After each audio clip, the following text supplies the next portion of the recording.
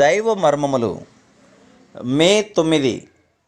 నీ ఆలోచన చేత నన్ను నడిపించెదవు. 73వ కీర్తన 24వ వచనం. మొదటి సమూయేలు 31:3-6 వచనములలో ఫిలిస్తీయులకు సౌలునకు జరిగిన యుద్ధమును గురించి చదివేదాం. ఆ యుద్ధములో సౌలు మరణించెను. సౌలు దేవుని చేత అభిషేకించబడిన వాడు గనక దావీదు అతనిని చంపజూచినప్పుడు దేవుడు అనుమతించలేదు. ఇప్పుడు సౌలు అతని కుమారులు యుద్ధములో మరణించిరి. సౌలునకు విరోధముగా దావీదు పోరాడనవసరం లేదు. దావీదునకు తెలియని విధానములో దేవుడు దావీదు పక్షముగా పనిచేయుచుండెను. ఉన్నతమైన గొప్ప పరిచయ నిమిత్తము దేవుడు దావీదును ఏర్పరచుకొనెను.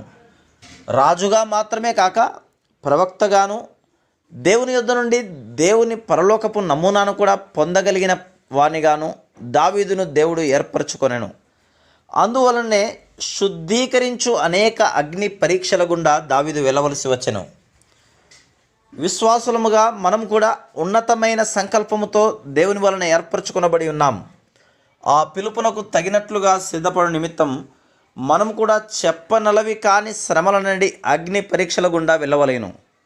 మన జీవితముల విషయం దేవుని చిత్తమేంటో తెలుసుకొనవలసింది మన పని. పాత నిబంధనలో దేవుని చిత్తము తెలుసుకొనుటకు ప్రజలు ప్రధాన యాజకుని యొద్దకు పోవలసి ఉండెను. ఇప్పుడైతే దేవుడే నా ప్రధాన యాజకుడు. ఆయన యొద్దకు ఏ సమయములోనైనా నేను వెళ్ళగలను. దేవుని చిత్తమును తెలుసుకొనుటకు గాను ఊరీము తుమ్మీము అను 2 రాళ్ళు ప్రధాన యాజకునికి ఇవ్వబడెను. ఇప్పుడైతే యేసుక్రీస్తు ప్రభు దేవుని వెలుగు దేవుని సత్యము అను 2 రాళ్లను నాలోనే ఉంచి ఉన్నాడు.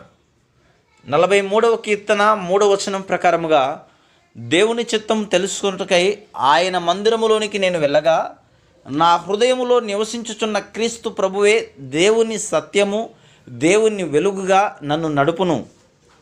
నీవు ప్రభు యొద్దకు తిరిగి వచ్చినప్పుడు కేవలం నీవు పోగొట్టుకున్న వాటిని సమకూర్చుకొనటం మాత్రమే గాక నీ దుఃఖమంతయు ఆనందముగా మారును. ఫిలిస్తీయుల మీద కానీ నీ స్నేహితుల మీద కానీ ఆధారపడక క్రీస్తు ప్రభువునందు మాత్రమే నమ్మిక ఉంచుటకు నేర్చుకొనుము. ప్రతి సందర్భములో ప్రభువును అడుగుట, ఆయన చిత్తము నెరిగి ఆయన స్వరమును విని ఆయనకు విధేయత చూపించుట అసాధ్యముగా కనిపించును. ఆయనను తప్పక ఆయనకు విధేయత చూపించుటకే నేర్చుకొనుము. Praise the lord.